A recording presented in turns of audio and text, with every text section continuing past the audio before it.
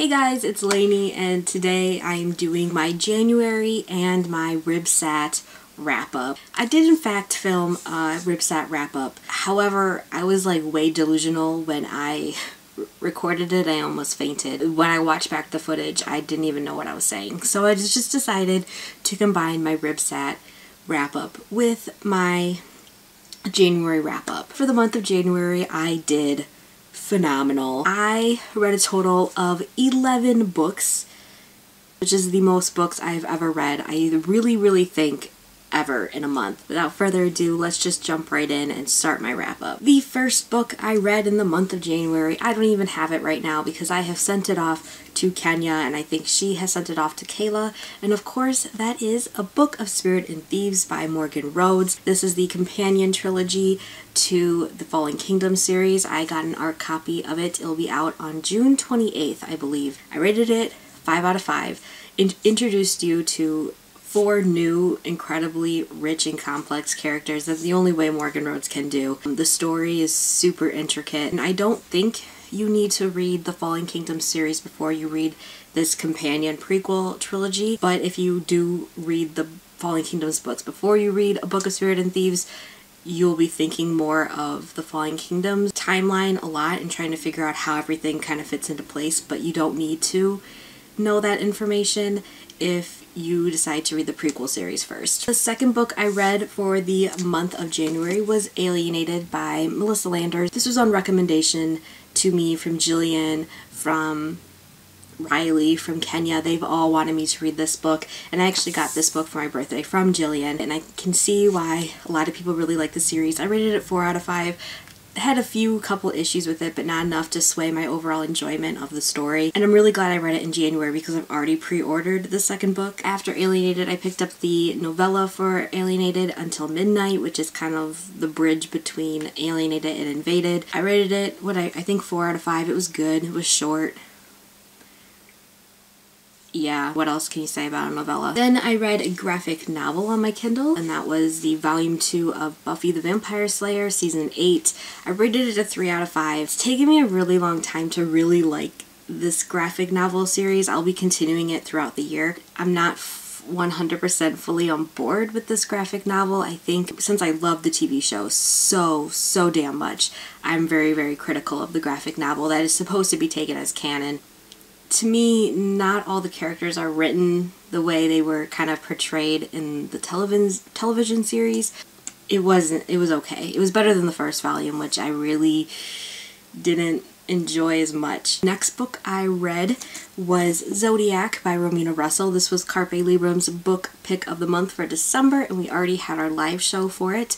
That is on my channel, so you can find that down below. I rated this book, it's kind of like a 3.5, 4 out of 5. I really liked the beginning, and then the middle kind of dragged on for me, and then the ending really picked up, and it has definitely swayed my opinion of wanting to continue this series. I was kind of getting lost, but overall, clearly Romina has a very clear visualization of this world, and I think that's great, but it didn't exactly translate as well to the reader. It was kind of got lost a little bit, but I'm really excited to see it be explored more in the second and the third book. If there is a third book, I don't even know. And then a RibSat happened. So I do want to thank everybody who participated in RibSat. It was so much fun on Twitter. I hosted some reading sprints that I did not expect people to participate in with me. I had a lot of fun, and I did so well. I read a total of 4 books for RibSat, right? 4 books. So the first book I read for RibSat was Everneath by Brody Ashton. I rated this book a 4 out of 5.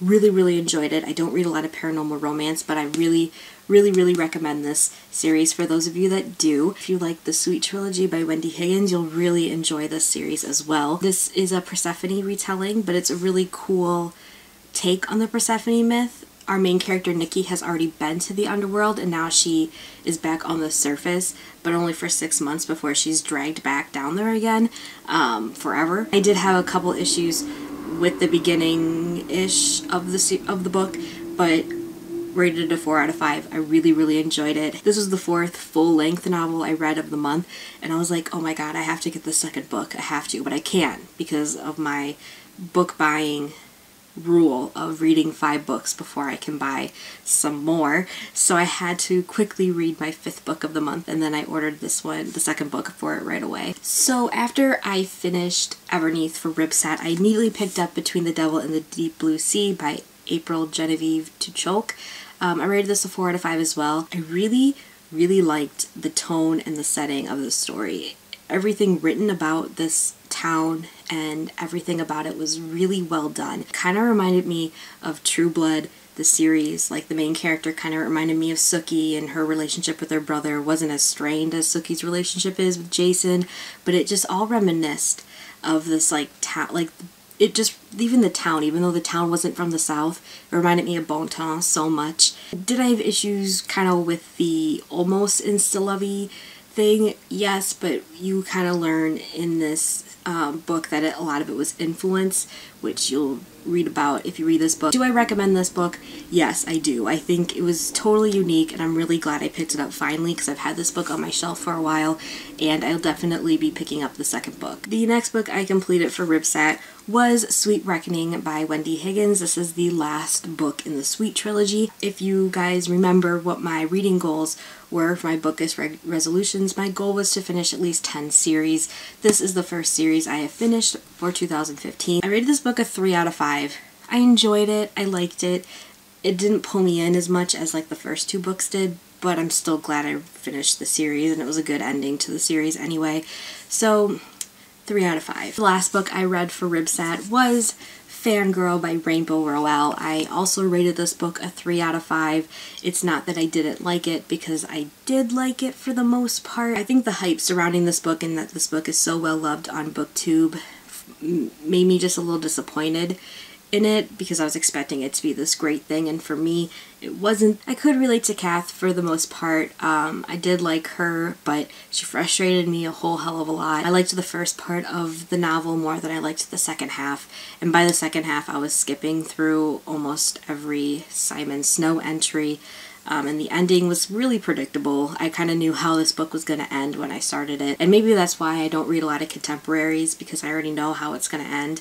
And that's why I kind of like the dystopian, fantasy, science fiction genres, because they're always a mystery to me. I am finally glad I read a Rainbow Rowell book, so now I can say I have. So that was the end of Ribsat for me, and then I continued on with the month because I was feeling so motivated for reading. I read Carpe Librum's book for January, and that was 1,000 Pieces of You by Claudia Gray. Rated this book a 5 out of 5. I absolutely loved it. It's so visual.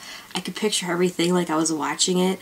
It was just so good. It was so good. You guys should pick this up because it was that good. I'm a fan. I'm a super fan. And the last book I completed in the month of January was Everbound by Brody Ashton. This is the 2nd book in the Everneath series, which I read during Ribsat. I rated this a 5 out of 5.